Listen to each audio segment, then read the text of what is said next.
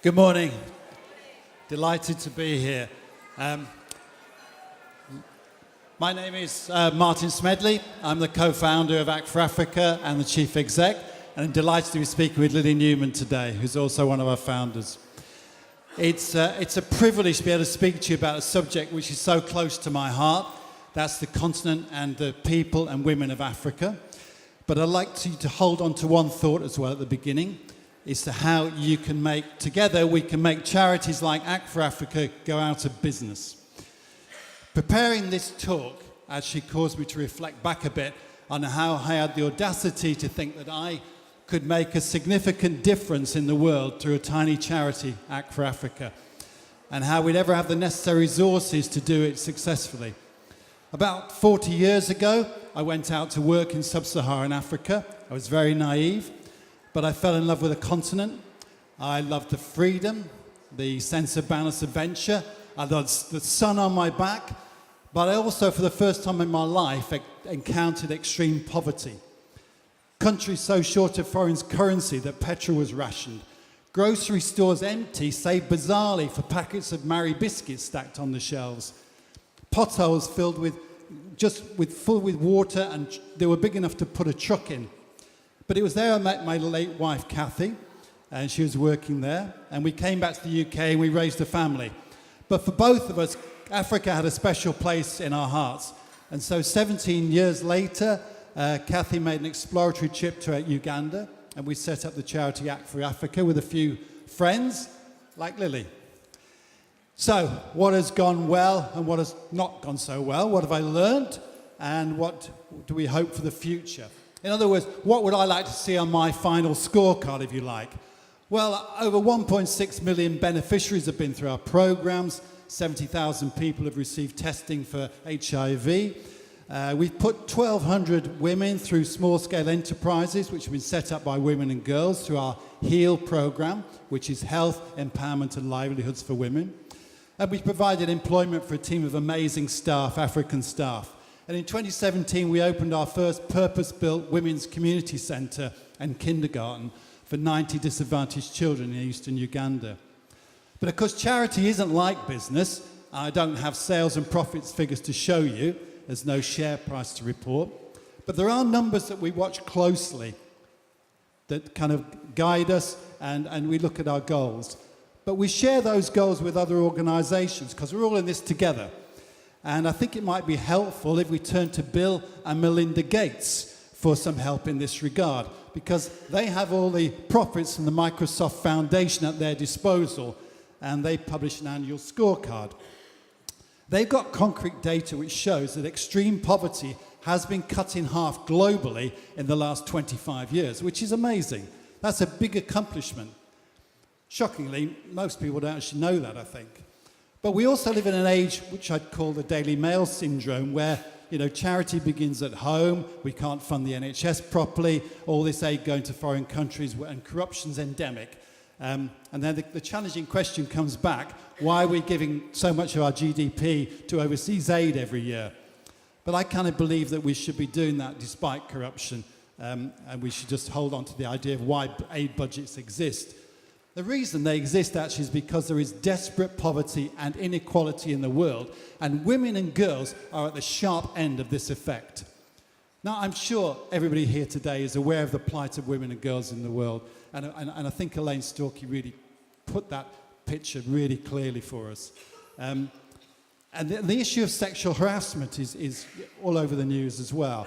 And I'm sure that you hate sexism, but you know what? Poverty is sexist, because the poorer the society, the less power women have.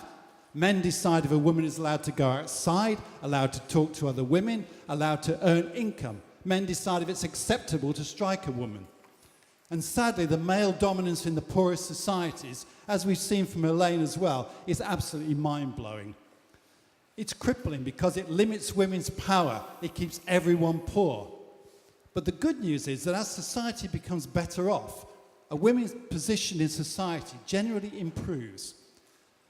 But the problem is, when you meet young women in poor countries, they don't really want to wait for their country to improve and get better off. They want to know how they can get more power now. And a few years ago, I visited a village deep on the shores of Lake Victoria in Uganda. It was dirt poor. It was so poor we had to walk the last half mile into the village. And there are itinerant fishermen there, and because they have money, they attract sex workers and their families. And it was there that I heard a young teenage girl's story of hopelessness. And I came face to face with her absolute total lack of life choices. Now, I'm the father of two daughters who benefited from every opportunity the wealthy West has to offer. And it was a very hard encounter for me. But out of that, our HEAL program developed, and it became something that we're passionate about. Because a woman is economically empowered when she has both the ability to succeed and advance economically, and the power to make and act on those economic decisions.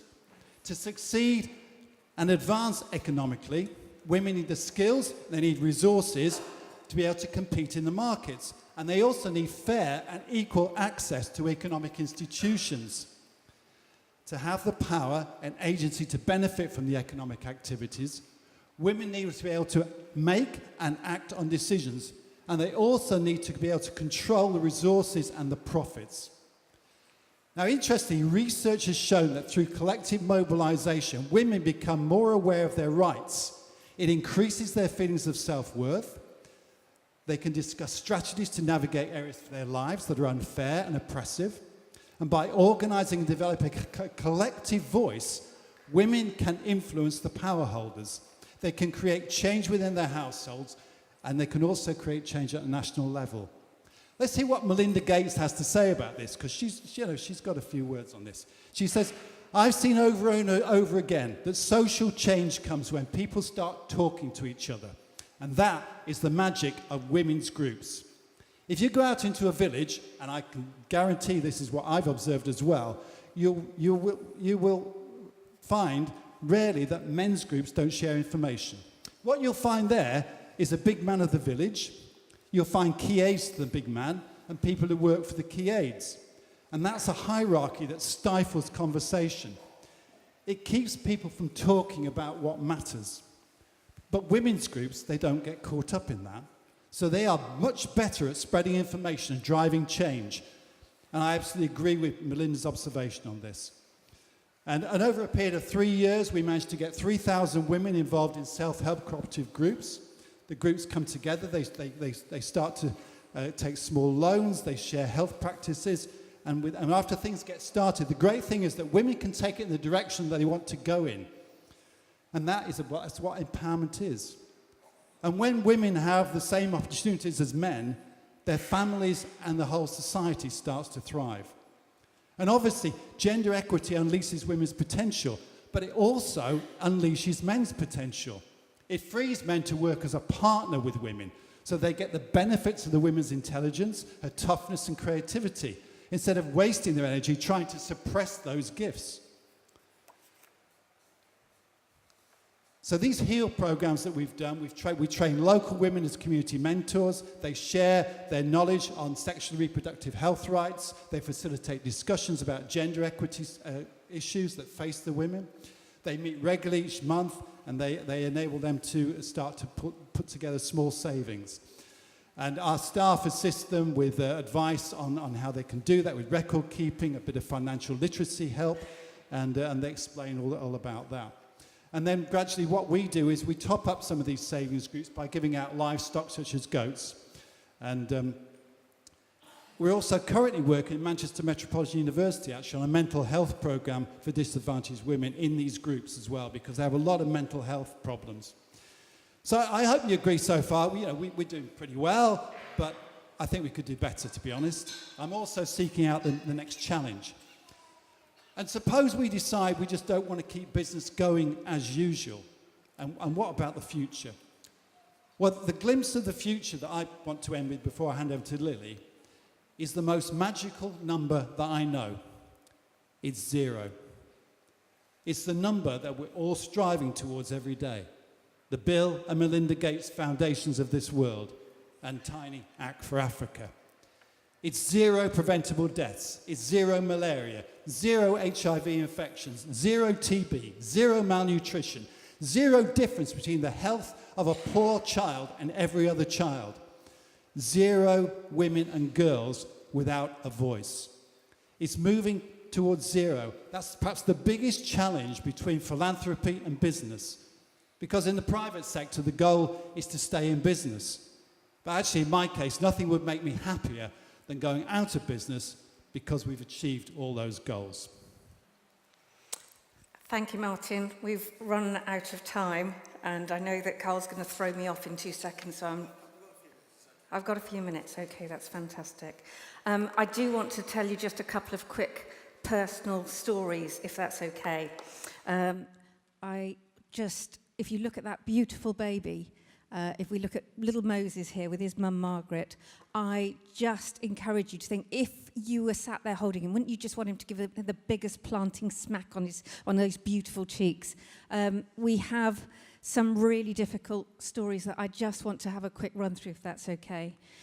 This is the amazing Kathy, who founded Act for Africa 18 years ago, and sadly we lost her life 3 years ago to brain cancer.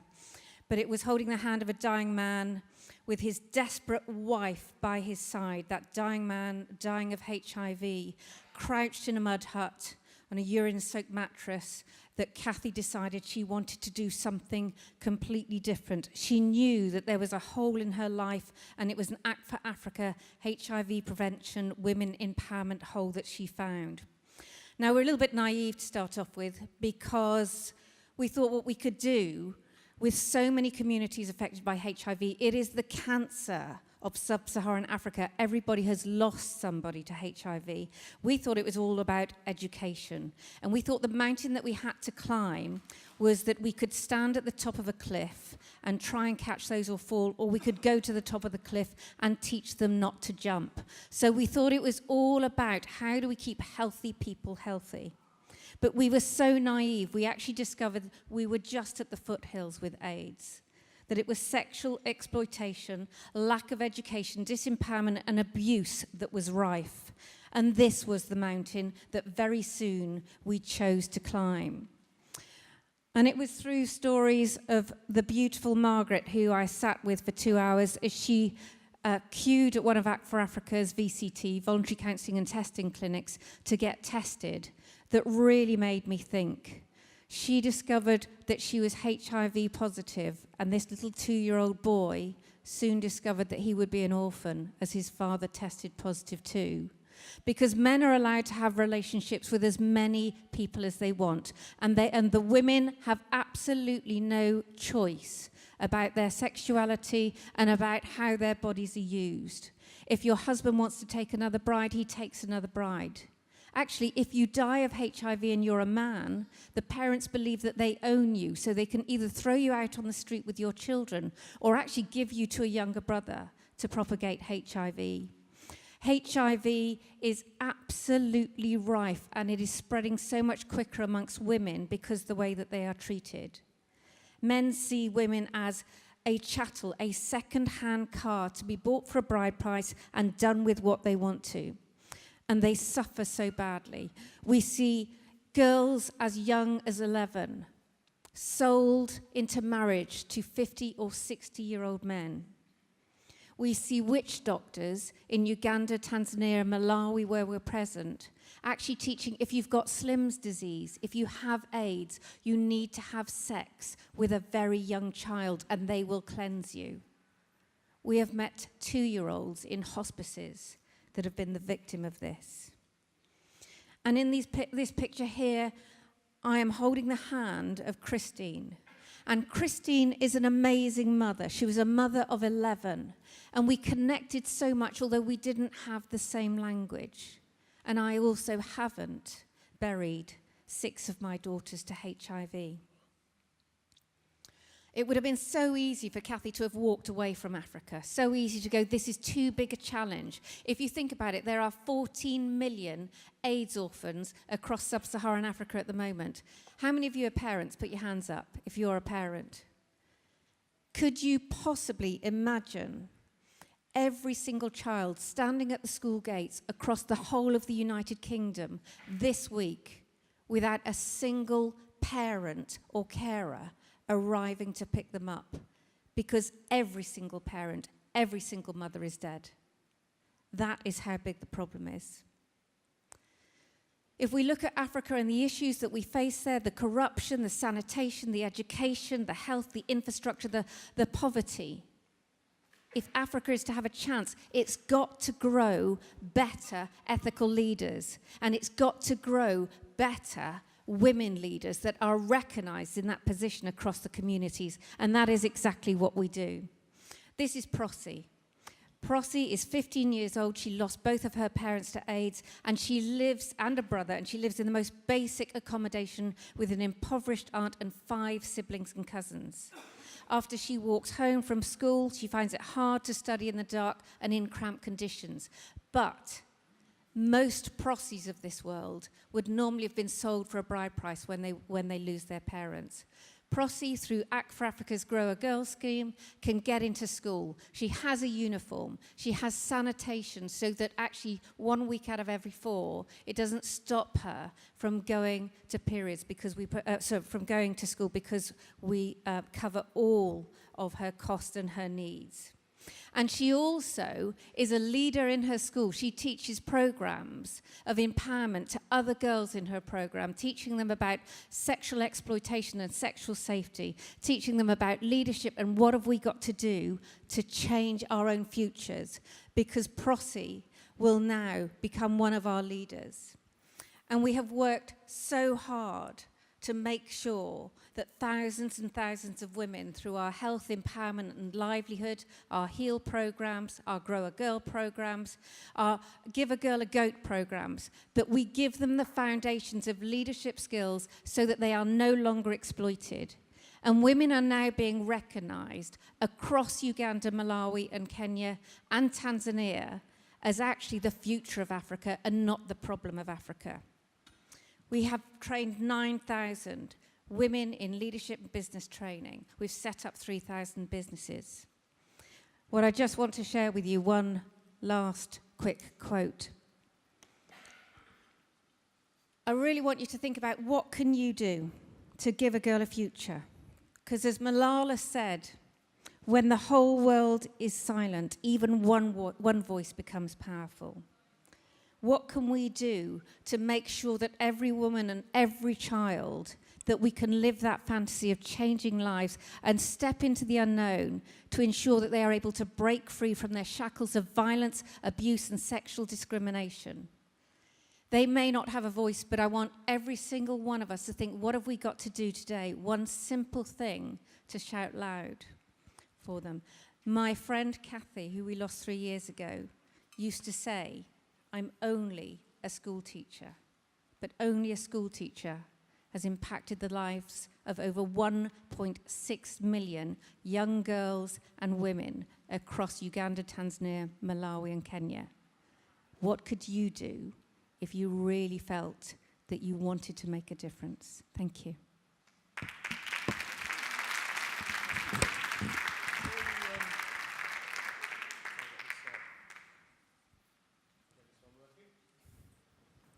Thank you. Before you sit down, just very quickly, if you could make one suggestion of what one practical thing could people sitting here have heard you do to make a difference? Very quickly. What one thing? One single thing. Takeaway. Absolutely, for me, critical. Can you pray for all of our projects? Because we do suffer not just exploitation from men, from church leaders. We've been chased out of churches giving women's group sessions before. If you can pray for the safety in the future of every girl, every child and every woman that Act for Africa works with, that would be amazing. Brilliant. Thanks so much. Thank you. Let's give them a round of applause again. Thank you, guys.